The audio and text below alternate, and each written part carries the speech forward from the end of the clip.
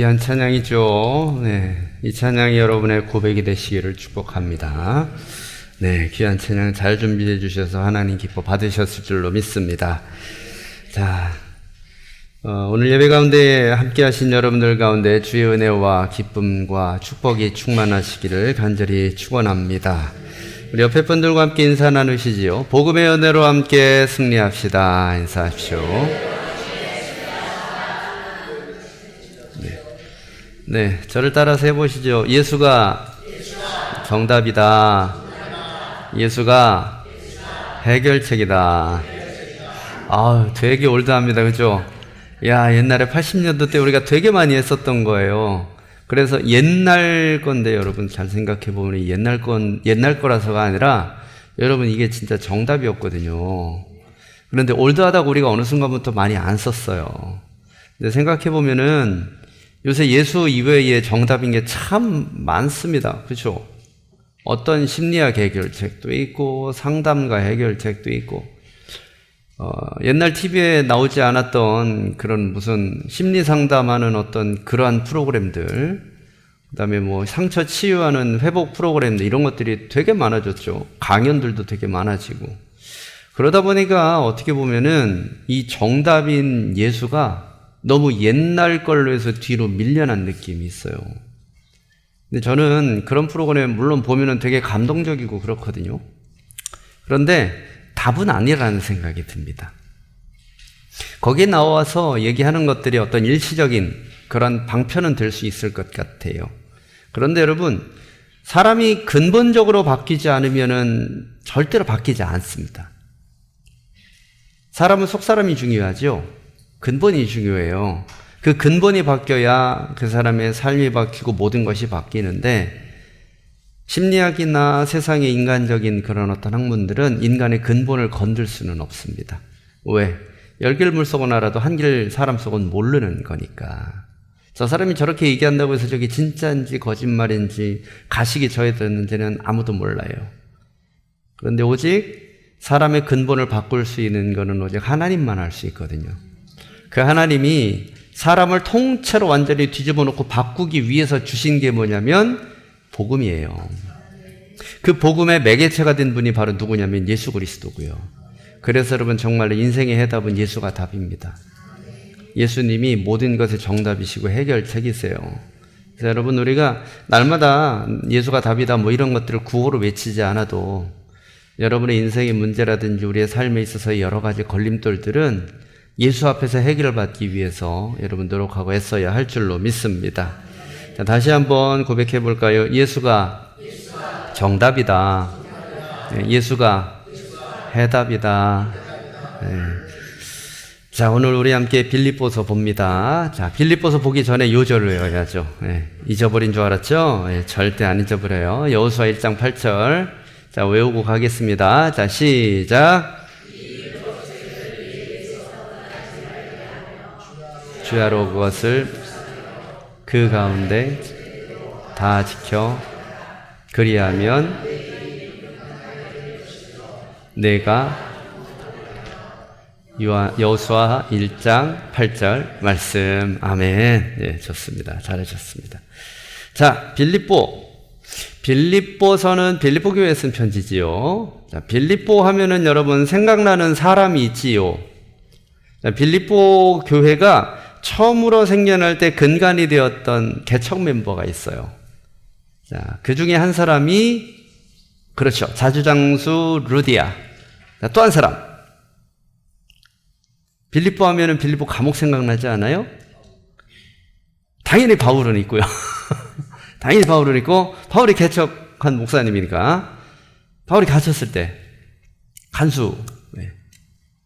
감옥의 간수요. 예, 회개했잖아요. 자, 그 사람. 그리고 또 한 사람 있습니다. 바울이 감옥에 갇히는 빌미를 제공한 사람. 귀신 들린 여인. 귀신 들린 여종이죠. 확실하게 얘기하면. 귀신 들린 여종을 고쳐주었더니, 귀신을 쫓아주었더니, 그 여종의 주인이 고소를 했잖아요. 그래서 이 사람들이 빌립보 감옥에 갇혔잖아요. 거기에서 찬송했을 때, 바울과 실라가 찬송했을 때 옥토가 흔들렸죠. 그래서 간수가 회개하는 역사가 일어났죠. 거기서 유명한 얘기가 나오잖아요. 회개하고 구원 얻으라. 그리하면 너와 내 집이 구원을 받으리라. 그 세 사람이 빌립보 교회의 개척 멤버였어요. 자, 그렇게 해서 바울 사도가 빌립보 교회를 개척하고 떠나갔습니다.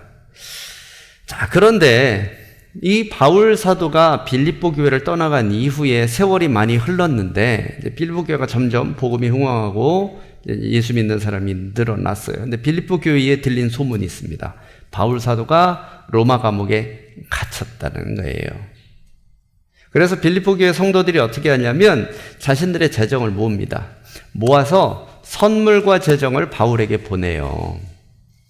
그러면서 그 바울에게 누구를 보냈냐면 에바브로디도라는 사람을 통해서 보내요.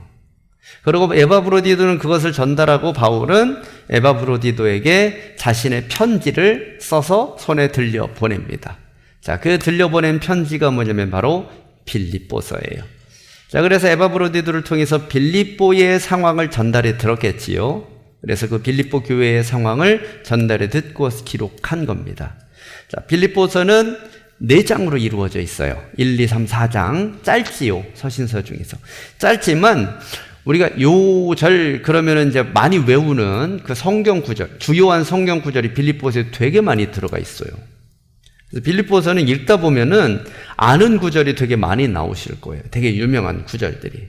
자, 그래서 우리 빌립보서를 지금부터 조금씩 살펴보도록 하겠습니다. 옥중에 지어졌으니까 옥중서신이겠지요. 자, 대표적인 옥중서신 뭐 에베소서, 빌립보서 뭐 그런 거 있지요. 자, 사도행전 16장에 보면은 빌립보 교회가 어떻게 태동했는지가 나와 있어요. 바울은 원래 동쪽으로 가려고 그랬어요. 동쪽에는 뭐냐면 투르크가 있었거든요. 튀르키예지요. 그쪽 동방 쪽으로 가려고 했는데 환상에 마게도니아 사람이 나타납니다. 와서 우리를 도우라라는 환상을 보게 되죠. 그래서 방향을 틀어서 마게도니아 쪽으로 가게 돼요. 드로아에서 시작된 그 마게도니아 환상이 빌립보 교회가 시작되는 태동이에요. 자, 바울이 빌립보 교회를 개척하고 나서 한 10년쯤 지난 다음에 쓴 편지가 바로 이 빌립보서입니다. 자, 빌립보 교회 안에는 무슨 문제가 있었느냐?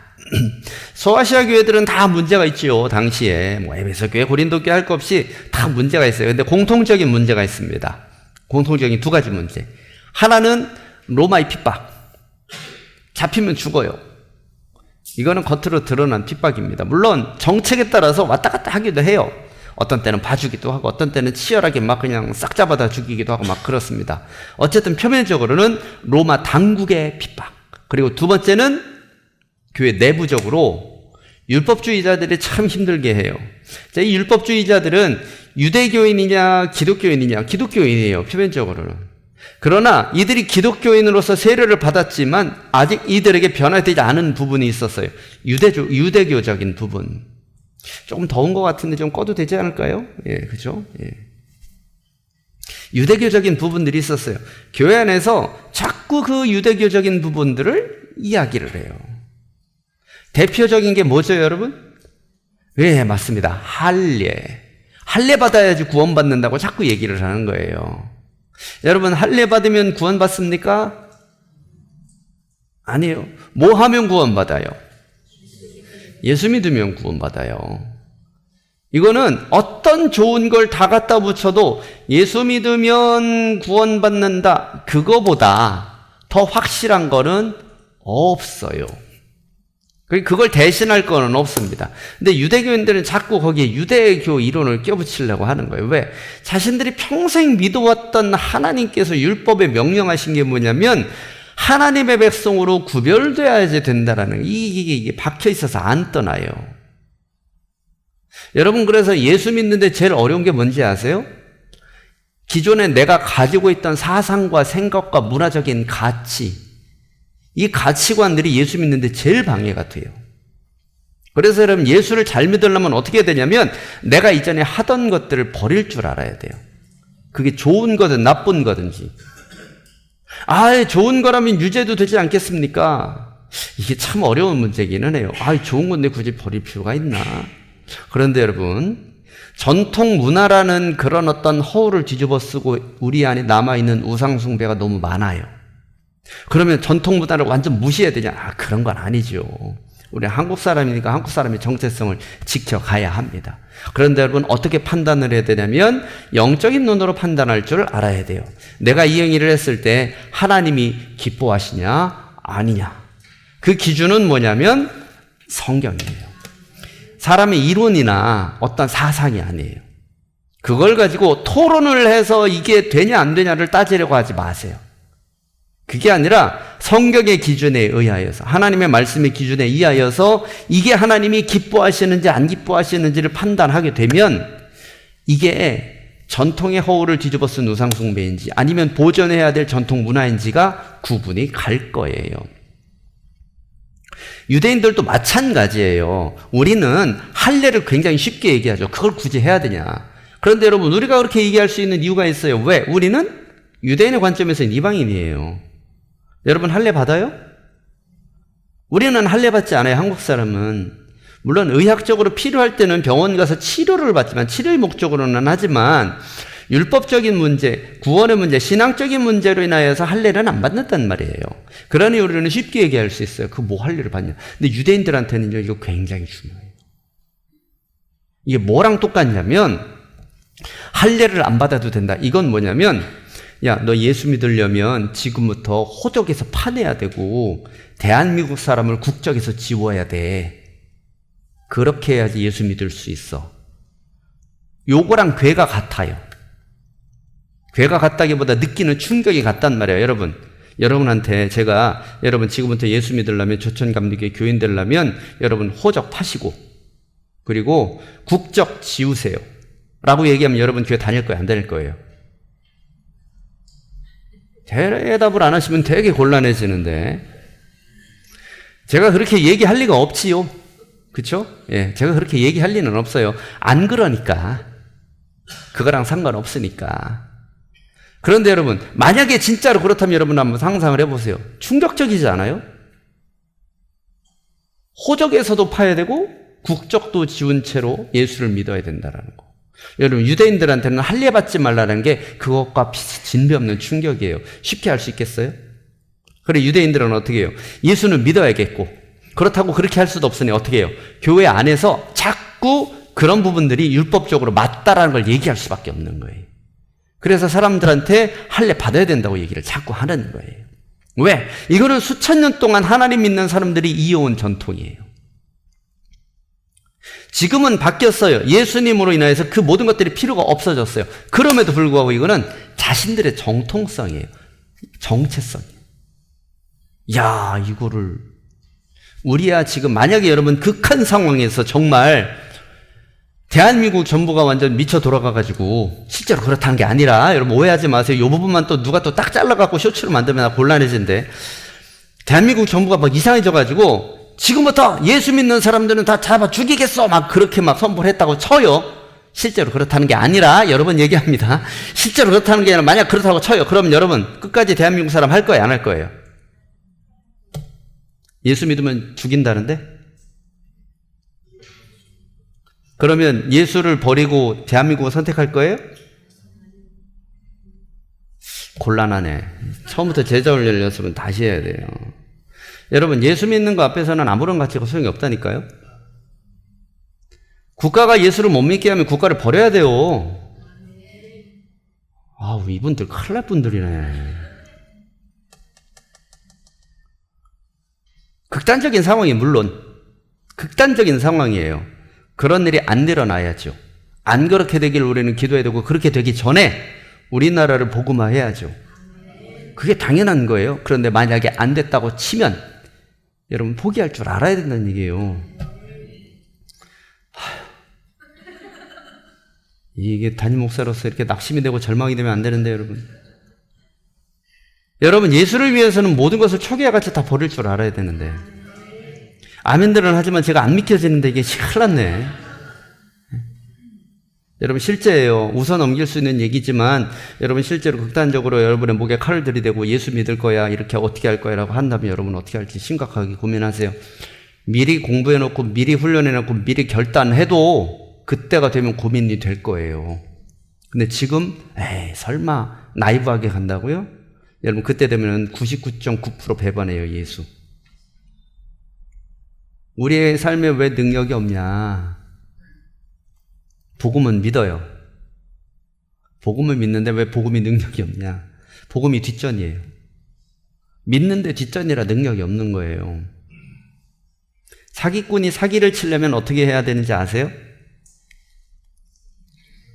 빌립보서 시작도 못했는데 큰일 났네. 서론으로 지금.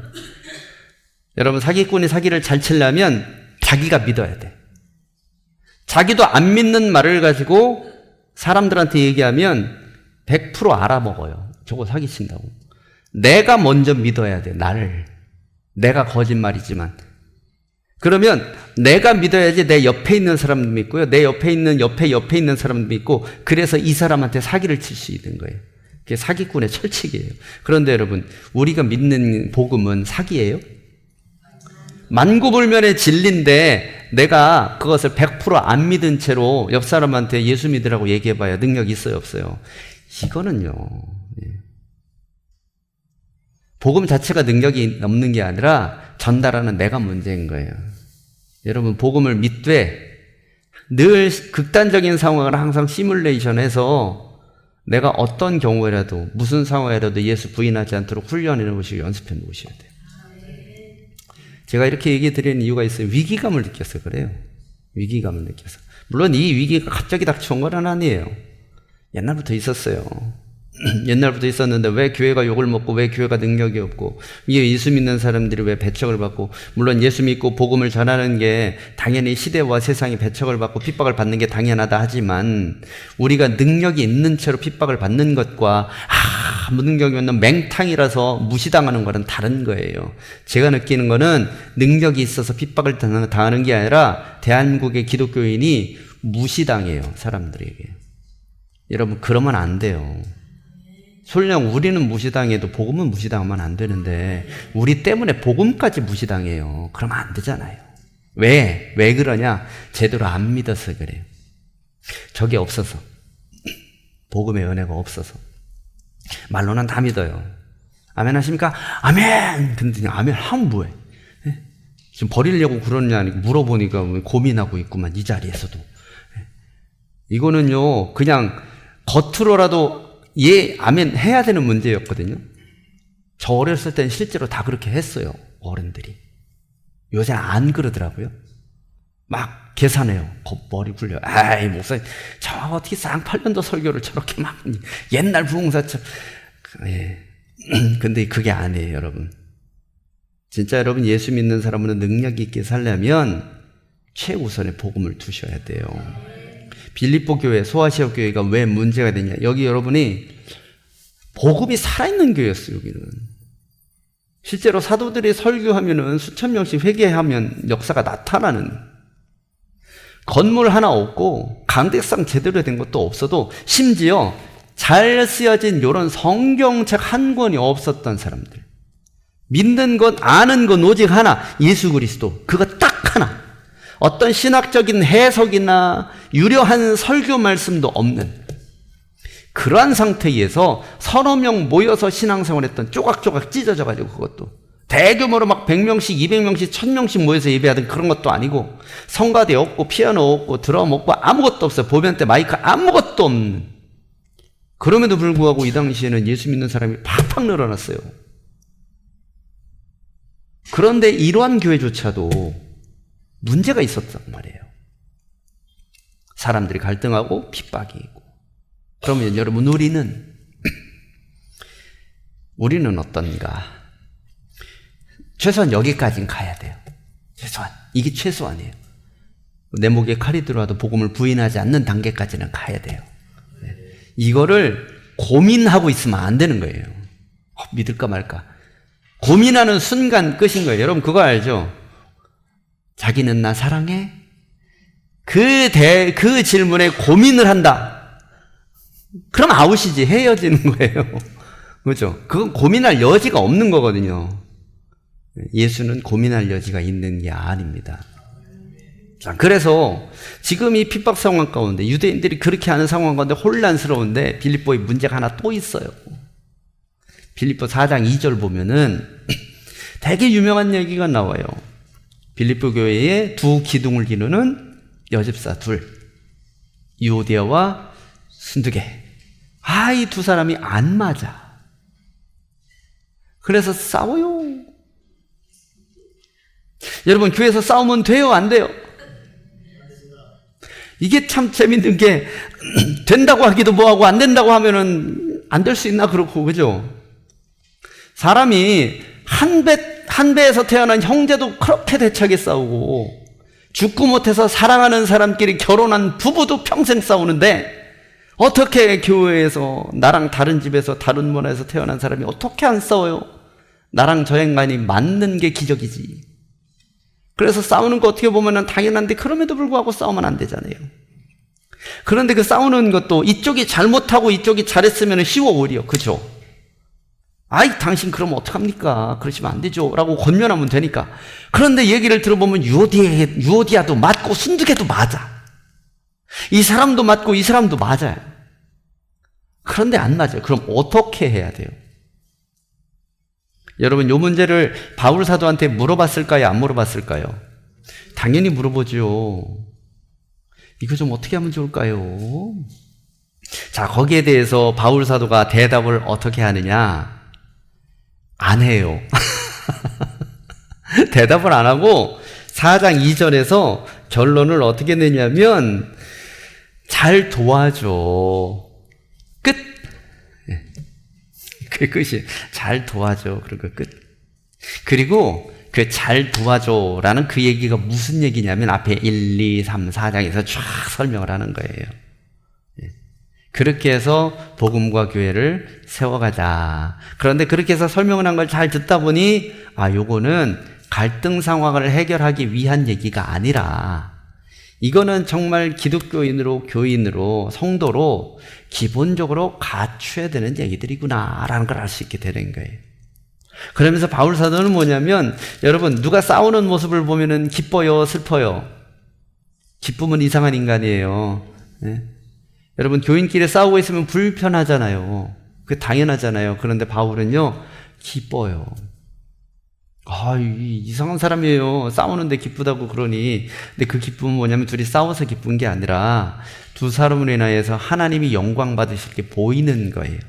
갈등의 상황이 힘들어요. 그러나 이 갈등의 상황이 어느 한쪽을 찌그러뜨리고 망가뜨리는 그런 갈등의 상황이 아니라 이 갈등의 상황은 이것으로 인하여서 복음이 더 전파되고 교회가 성장해 나가고 예수가 높임을 받을 것 같은 느낌이 드는 거예요.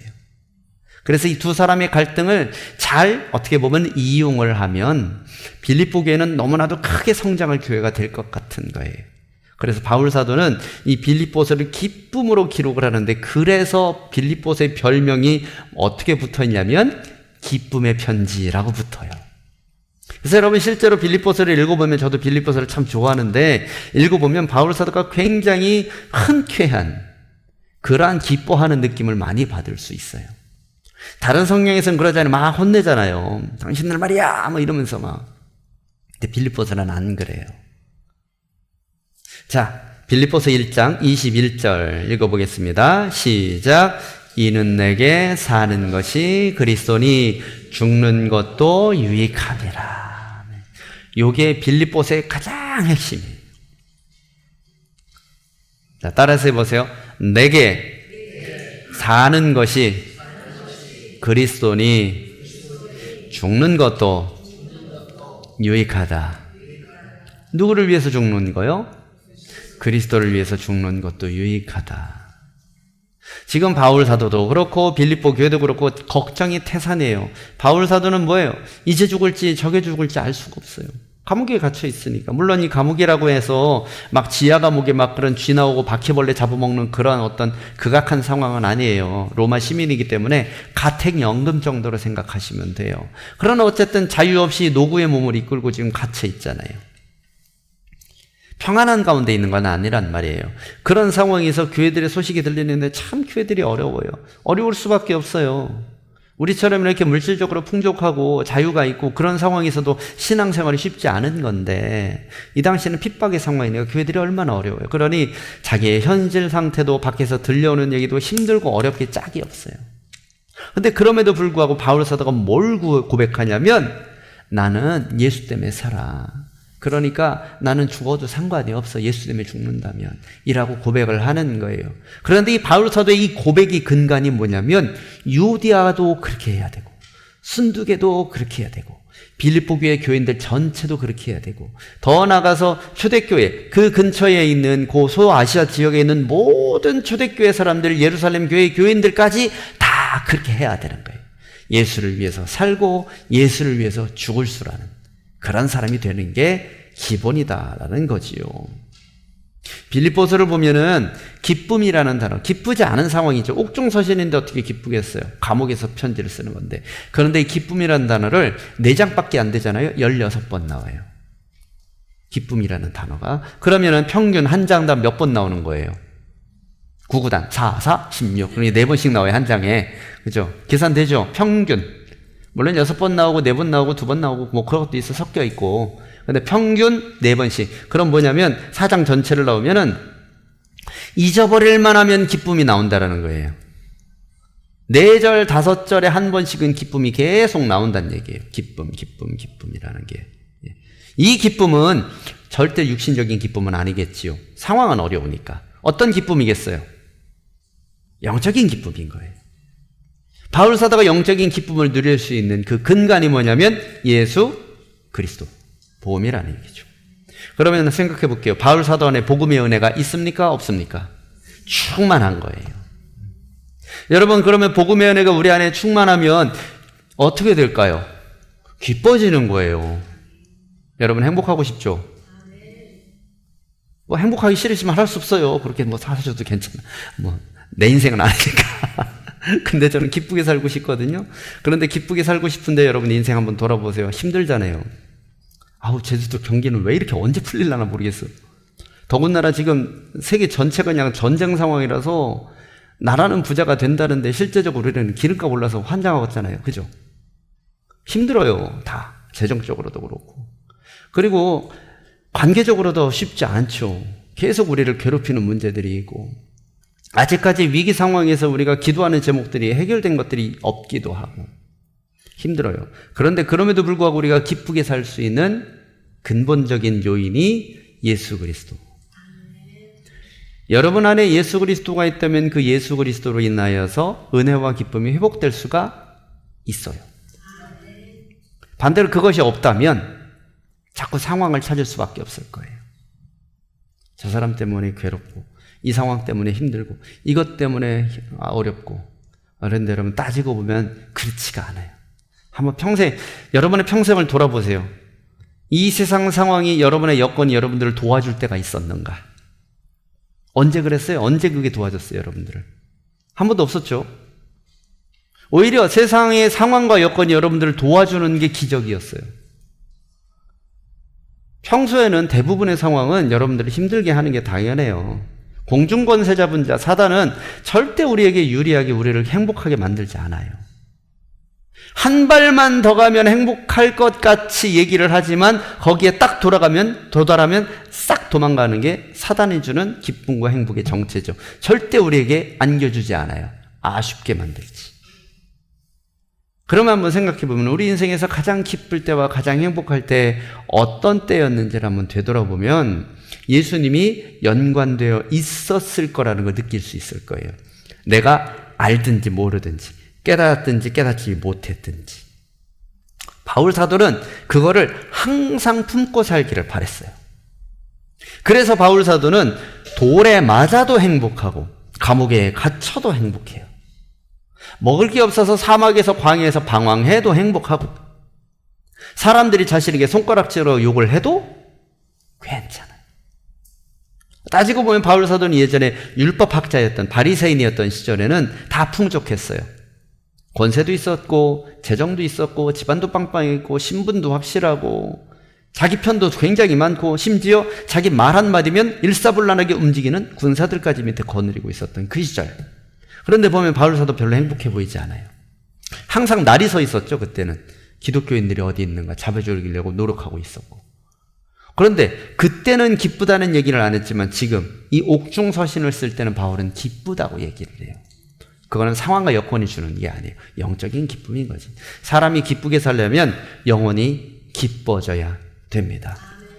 자, 그 기뻐지는 영혼의 첫 번째, 빌립보서가 얘기하는 첫 번째는 뭐냐면 인생의 목적이 그리스도여야 된다라는 거예요.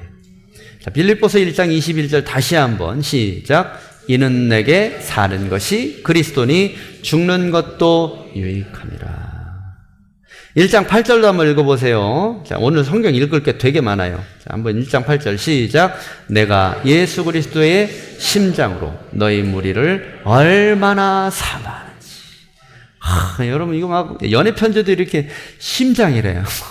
내 심령 다 뭐 그런 노래도 있나? 네. 내 심장 다 바쳐서 뭐 그런. 야. 그런데 그 심장이 자기 심장이 아니에요. 바울은 누구 심장이라고 얘기해요? 예수님 심장이라고 얘기해요. 와, 이건 뭐냐면 자기 목숨이 이제 자기 목숨이 아닌 거예요. 자기 마음도 자기 게 아닌 거예요. 이젠 예수 걸로 바뀌었어요. 그러니 예수 그리스도의 심장이라는 말을 과감하게 얘기할 수 있는 거예요. 여러분, 누구한테 얘기할 때 내가 예수 그리스도의 심장으로 당신에게 얘기합니다. 생각해 보면 내가 감히 그런 얘기를 할 수 있을까 싶을 거예요. 내가 예수 그리스도의 심장으로 당신에게 얘기한다는 말을 내가 쓸 수 있을까? 왜?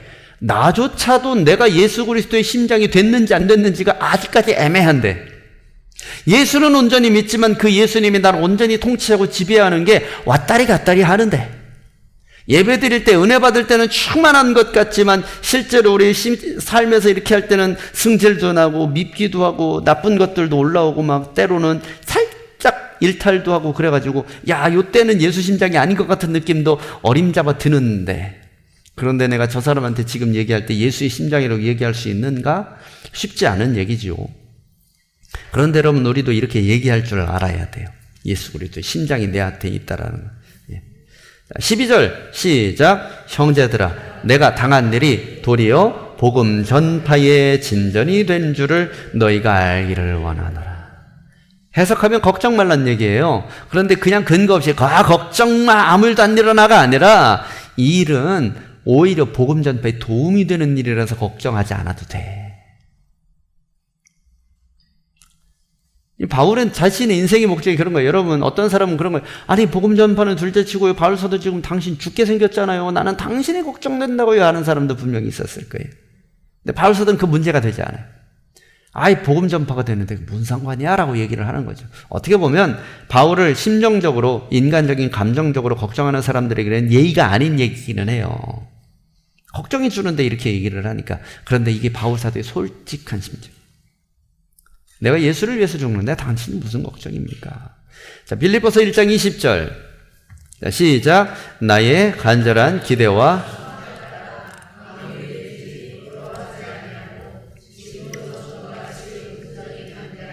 살든지 죽든지 내 몸에서 그리스도가 존귀하게 되려 하나니. 똑같은 표현인데 어쩌면 이렇게 다양하게 쓸까? 참 대단해요. 왜 이게 바울서가 이거 완전히 예수에 취해 있어요. 완전히 취해서 지금 뭐 예수 아니구나 툭 치면 그냥 예수만 나오고 있어요. 23절.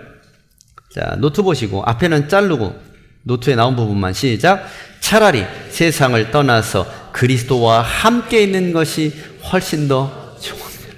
뭔 얘기예요 이게? 사람들이 당신 이거 죽으면 어떻게 해요? 그랬더니 바울이 뭐라 그런 거예요? 나 차라리 지금 죽어버렸으면 좋겠어. 예수님하고 같이 있잖아. 이런 얘기하는. 야, 진짜 너무 배려가 없죠, 그죠? 예. 자, 빌립보서 1장 27절. 자, 시작. 오직 너희는 그리스도의 복음에 합당하게 생활하라. 이거 외에도 더 있는데 어떻게 보면 1장 전체가 이래요. 이거 편지 인사말이잖아요. 처음 시작이라면. 그런데 이 인사말 자체가 뭐냐면 아주 예수에 취해서 얘기를 하고 있어요. 누가 뭐 어떻게 얘기를 할 그게 없어요. 걱정이고자 하시고 야 이거 완전 예수 미쳐버렸네. 이렇게 얘기가 나올 정도로 지금 바울은 뭐냐면 내 인생의 삶의 목적 자체가 예수가 된 거예요. 우리가 이 경지에 좀 갔으면 좋겠는데요. 그렇죠? 예. 쉽지는 않겠지만 결코. 그런데 여러분 그렇다고 해서 안 할 수는 없으니까 우리 이렇게 해야 되잖아요. 한번 저랑 함께 노력해 보시죠. 네. 아멘 하신 분들에게 큰 축복과 은혜가 있을 줄로 믿습니다. 자, 빌립보서 2장 5절. 자, 읽어보겠습니다. 시작. 너희 안에 이 마음을 품으라. 곧 누구의 마음? 예수님의 마음을 품으래요. 그럼 예수님의 마음이 뭔데요? 여러 가지가 있을 수 있어요. 가장 근본적으로 그냥 얘기하자면 복음, 우리가 그렇게 얘기할 수 있습니다. 그런데 여기에서 말하는 그리스도 예수의 마음은 뭐냐면 당신도 예수 그리스도의 마음, 당신도 예수 그리스도의 마음, 당신도 다 예수 그리스도의 마음. 그러니 당신들의 마음은 전부 다 예수 그리스도의 마음. 그러니까 우리는 We are the world, 한 마음. 요 얘기예요. 성도들의 모든 마음이 예수의 마음이라면 문제가 없다는 거죠. 아, 그게 되나요? 여러분, 사람들이 한 마음이 되는 게 가능해요? 그렇죠. 여러분, 이게 어려워요, 되게. 그렇죠? 어렵지만 불가능한 건 아니에요. 이게 어려운 게 뭐냐면, 여러분, 우리 아들이 없으니까 하는 얘기지만, 저희 아들들, 초등학교, 중학교 때 이 애들이 먹는 취향이 달라요. 제가 한번 얘기했나요? 자, 오늘은 외식하자. 저녁에 먹으러 가자. 자, 뭐 먹을까? 그럼 큰 놈은 스파게티, 작은 놈은 짬뽕. 이래요. 야, 통일 좀 해봐. 넌 뭐라고? 아, 스파게티. 너는? 아, 나 짬뽕. 내 식구인데 이 먹을 거 통일하는 게 쉽지 않아요. 요거 가지고 자, 그러면 아빠가 일단은 시동 걸고 갈 테니까 식당 갈 때까지 한번 고민을 해봐. 갈 때까지 합의가 안 돼요. 그럼 어떻게 돼요? 최종적으로 이제 저나 제 아내가 이제 정리를 하는 거예요. 야, 오늘은 그 먹어 그냥. 너희가 그냥 먹어. 오늘 참 저번에 먹었잖아. 그죠? 그럼 입이 대빨 나와요. 그러면서 가요. 예. 여러분, 그거예요. 4명이 가는 것도 먹을 거 일치하기가 힘들어요. 그런데 교인들이 100명, 200명 이게 한 마음이 되는 게 가능하냐? 실제적으로 어렵지요. 그런데 바울은 그렇게 얘기해요. 예수의 마음으로는 하나 되면 된다. 먹을 거 메뉴는 달라도 오늘 족발을 먹을 거냐, 돈베고기를 먹을 거냐, 그건 달라져도 예수로는 하나 될 수 있다라는 얘기죠. 여러분, 그게 예수님이 세상을 분열시켜서 왕국을 세우려고 했다면 얘기 안 했을 거예요. 여러분, 보통 세력을 처음 규합해서 세울 때 어떻게 하느냐? 기존 세력에서 불만 있는 사람들을 포섭해요. 아, 말이야, 우리 지도자가 말이야, 우리 대통령이 말이야, 그런 사람들 눈여겨봤다가 그렇다면 우리 한번 세상을 바꿔보시지 않으시렵니까? 그렇게 포섭을 해요. 이런 사람들이 모여서 자, 저는 이런 비전이 있습니다 라고 비전을 딱 주입해요. 그러면 오, 그거 좋겠네. 지금보다 훨씬 낫잖아요. 그럼 이제 세력이 되면 골기 이렇게 하고서 확 일어나는 거예요. 자, 요게 일반적으로 세상에서 세력이 일어나는 그런 패턴이에요. 이게 사회 뭐죠? 직장이든 어떤 커뮤니티든 나라 민족이든 패턴은 다 같아요. 반란 일어날 때 보세요. 세력 규합 못하면요, 반란 이래봐야 그냥 밟혀요. 쿠데타 일으켰다는 게 중요한 게 아니에요. 계엄했다는 게 중요한 게 아니에요. 세력이 규합이 안 되면 안 돼요. 그러면 예수님을 한번 볼게요. 예수님 시절에 하려면 할 수 있었어요. 체제 불만을 갖고 있는 사람, 지금 이 상태로는 안 된다고 하는 사람들 엄청 많았어요. 그러면서 뭐예요? 예수님이 그런 얘기를 하지 않았어도 1절 그런 얘기는 한마디도 안 했는데도 예수님 따라다니는 사람이 수만 명이었어요. 이거 오병이어 밥 먹을 때 봐요. 몇 명이 와 있나. 남자면 5,000명인데 여자는 더 많았겠죠. 그럼 수만 명이 있었다는 얘기. 여기 애들까지 합치면 이건 뭐예요? 엄청난 세력이에요. 그러면 자, 지금 우리 갑시다. 그러면 그 당시에도 바로 할 수 있었어요. 지금도 2만 명, 3만 명이면 엄청 큰 규모죠. 근데 이 당시 인구가 더 적잖아요. 그러니까 유대 당국에서 긴장을 할 수밖에 없어요. 야, 저 예수 나사로는 내버려 두면 안 되겠다. 저 내버려 두면은 국가 하나가 그냥 세워지게 생겼는데. 만약에 예수님이 그걸 목적으로 했으면 그렇게 했을 거예요. 그런데 예수님 보세요. 어떻게 했는지. 사람이 모여서 좀 그러면 제자들한테 새벽에 야 일어나 가자. 어디로 가요? 여기 내일 할 일 얼마나 많은데 지금 예약 잡힌 게 지금 10건이 넘어요. 저 동네 가서도 복음 전해야 돼. 그래서 쓱 가버려. 이렇게 했단 말이에요. 예수님은 세력 규합하려고 한 게 아니라. 왜? 예수님은 목적이 세력 규합해서 왕국을 세우는 게 목적이 아니에요. 하나님의 나라를 굳건히 하는 것. 거대 담론이에요. 하나님을 중심으로 한 온 세계 열방이 복음으로 연합된 그런 하나님의 나라. 이게 예수님의 비전이어서 그래요. 그러니까 그 비전을 이해하고 있었던 바울은 지금 뭐라고 그러냐면 그 마음이 우리 마음이 되어야 된다는 얘기예요. 그러니까 무슨 얘기예요? 유오디아 순교계로 이렇게 제안해서 보면 그거 돈배국이냐 족발 그런 걸로 싸우지 마. 이런 얘기인 거예요. 복음을 신천지로 갈 거야 함덕리로 갈 거야 그런 거 하고 싸우지 마. 그런 얘기입니다. 놀러 가는 거를 한라산으로 갈 거야 아니면 함덕해수욕장 갈 거야 그런 걸로 하지 마. 그런 얘기인 겁니다. 거대 담론은 뭐예요? 예수의 마음으로 하나 되기만 하면 되는 거예요. 방법론은 얼마든지 바뀔 수 있어요. 그러나 그 중심이 예수로 되어 있다면 문제는 없는 거예요. 자, 두 번째는 그리스도의 마음이라는 것은 두 번째는 뭐냐면 겸손입니다. 자, 빌립보서 2장 7절 시작. 오히려 자기를 비워 종의 형체를 가지사 사람들과 같이 되셨대요. 자, 예수님이 어떤 단계로 내려왔는지 어떤 신학자가 정리를 했는데 이게 재밌어서 한번 찾아와 봤어요.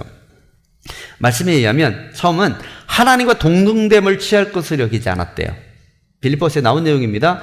하나님과 동등됨을 취할 것을 여기지 아니하시고 말이 되게 어렵지만 하나님과 같은 급이었는데 같은 급이 아닌 이 급을 포기했다는 얘기입니다. 그래서 뭐냐면 낮아지려면 먼저 내 급수를 포기해야 돼. 내 레벨을, 클래스를. 예수님이 그 클래스를 포기하셨어요. 근본은 뭐예요? 하나님과 한 분이잖아요. 근데 그걸 포기하셨어요. 일단. 두 번째는 종의 형체를 가지사. 종의 형체를 가지사라는 이거 뭐냐면 종의 형체는 인간의 육신을 얘기합니다. 근데 인간의 육신 중에서도 예수님은 혈통으로 따지면 사실 왕족이잖아요. 그죠? 유다 지파니까. 다윗의 후손이니까 왕족입니다. 그리고 능력만으로 따져도 예수님은 종의 형체를 가질 분은 아니에요. 왕의 형체를 가지실 분이지. 그런데 그거 포기했어요. 형체도 겉으로 보여지는 모습도 포기했습니다. 그리고 나서 사람들과 같이 되셨답니다. 사람일 필요가 없었는데 사람이 되셨다는 얘기죠. 거기서 끝나는 게 아니라 더 낮아졌어요. 자기를 낮추시오. 어디까지? 죄인의 신분까지 낮아지셨어요. 죄인이에요? 아니에요? 예수님은? 아니죠. 예수님은 절대 죄인이 아닙니다. 죄가 한 톨도 없으세요. 그런데도 죄인이 그냥 되셨어요. 사람들이 성토하죠. 유대인들이. 당신이 그냥 그러면서 막 죄를 덮어씌웁니다. 예수님이 자신의 변론을 한마디도 안 하십니다. 너는 누구냐? 당신은 누구냐? 요것만 대답하세요. 내가 유대인의 왕이냐? 거기에서 뭐라고 대답하세요? 네가 말한 그대로다. 그거 한마디 외에는 아무런 변론도 하지 않아요. 그냥 죄를 다 뒤집어 썼다는 얘기예요. 그거는. 그죠? 그게 죄인이 되셨어요. 그러면서 어디까지 갔냐면 이게 단순히 징역 몇 년 땅 이것만 해도 대단한 건데 살인죄까지 사형죄까지 내려가셨어요.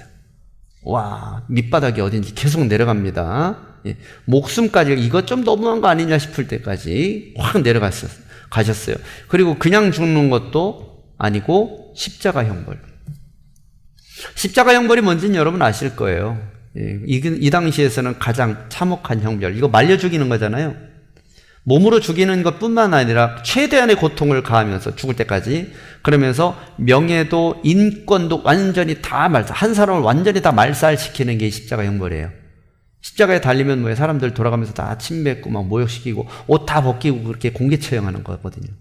그러면서 계속 이거 십자가에서 어떻게 죽는지는 아시죠, 여러분? 많이 들으셨을 텐데. 여기다 못을 박잖아요. 아프겠죠.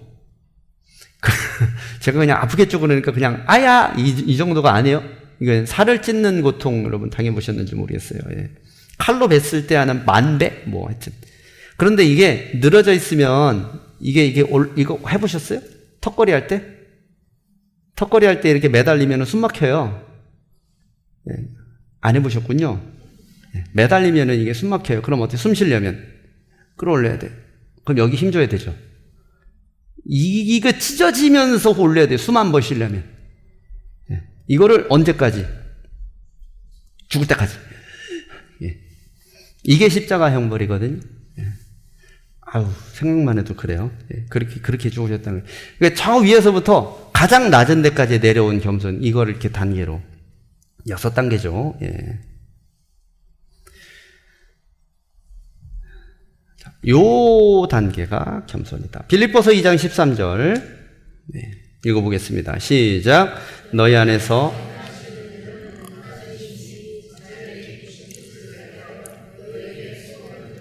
하게 하신다. 자, 그리고 3장 말씀에서는 무엇을 표현하냐면 예수 그리스도가 삶의 목표라고 얘기를 합니다. 빌립보서 3장 10절. 내가 그리스도와 그 부활의 권능과 그 고난에 참여함을 알고자 하여 그의 죽으심을 본바다. 예. 바울은 미혹하는 자에 대해서 되게 경계를 많이 해요. 여기서 이제 미혹하는 자는 뭐냐면 당시 소아시아 교회 안에 있는 이 유대교인들을 향한 겁니다. 유대교인들은 이 영지주의라고 유대교인들은 참 미혹하는 사람들이라고 얘기를 하는데 바울 사도는 이 사람들을 사실 욕설을 표현해 가면서 이렇게 얘기를 해요. 개들이라고까지 얘기를 하거든요. 할례라는 의식 자체가 어떤 잘못되었다 그런 부분보다는 이게 복음이랑 결부되어서 복음의 변질을, 복음의 진짜 의미를 변질시키는데 이게 문제가 있었으니까 바울 사도는 이걸 갖고 육체의 자랑이라고 얘기를 합니다. 그렇게까지 얘기를 해요. 사실은 할례가 있는 게 바울에게는 유리해요. 왜 그러냐면 바울이 정통 유대인이었으니까 그래요. 난지 8일 만에 할례 받았고 혈통적으로도 베냐민 지파이고 양친도 다 히브리인이고 본인이 공부한 것도 율법이고 그러니 할례가 교회 안에 있는 게 바울 사도에게는 어떻게 보면은 자신의 입지를 다지는데 훨씬 유리합니다. 바울은 그게 문제가 아니에요. 그게 진짜가 아니니까. 예. 만약에 율법으로 따지면 바울만큼 온전한 사람은 몇 명 없다고 봐야 돼요. 그런데 그거를 바울은 다 포기를 합니다. 왜? 자신의 인생의 목적이 그게 아니라서 그래요. 교회 안에서 높임을 받는 게 아니라 바울의 인생의 목적은 뭐냐면 예수 그리스도. 그게 바로 바울의 인생의 목적이라서 그렇습니다. 그래서 지금의 공로가 아니라 지금까지 내가 해왔던 게 아니라 앞으로 뭘 잡아야 되는지를 굉장히 강조해요. 3장 말씀이 그게 나와 있어요. 자, 그래서 13절, 14절, 3장. 여기서 뭐라고 하는지 보십시오. 형제들아, 나는 내가 잡은 줄로 여기지 아니한다. 목적을 이루지 않았다는 거야, 아직. 그리고 오직 한 일, 뒤에 있는 것은 잊어버리고 앞에 있는 걸 잡으려고 간다고요. 그러면서 표대를 향하여 그리스도 예수 안에서 하나님이 위에서 부르신 부름의 상을 위하여 나는 달려간다. 아직 상을 받았습니까? 못 받았습니까? 못 받았다는 얘기예요, 자기는. 중간에 사람들이 만족하는 경우들이 참 있어. 이 정도 하면 되지 않았을까? 그런데 바울은 그렇게 얘기하죠. 우리는 사실은 여기까지 안 갔어도 이 정도만 해도 사실 바울 훌륭하잖아요. 우리도 아직 여기에 무슨 어떤 근처도 못 갔으니까 우리 스스로도. 그래서 바울 요것만 봐도 대단하지만 바울은 그렇게 생각하지 않아요. 나는 아직이야. 아직 멀었어. 라고 얘기하는 그런 거죠. 인생의 목적이 그리스도인 사람은 바로 이래요. 자, 4장 말씀에서는 그러면 그런 모든 것들이 갖춰진 사람이 실질적으로 살기 위해서 무엇을 어떻게 해야 되느냐. 이거는 그리스도로 능력을 삼아라. 그렇게 얘기합니다. 아유, 바울은 1장에서 4장 내내 그리스도. 4장 6절. 우리 이거 예전에 외우지 않았나요? 빌립보서 4장 6절. 그죠? 뭐 안 외웠어도 상관은 없지만 읽어보겠습니다. 시작. 아무것도 염려하지 말고 다만 모든 일에 기도와 간구로 너희 구할 것을 감사함으로 하나님께 아뢰라. 예. 자, 첫 번째는 뭐냐면 기도해야 된다는 얘기죠.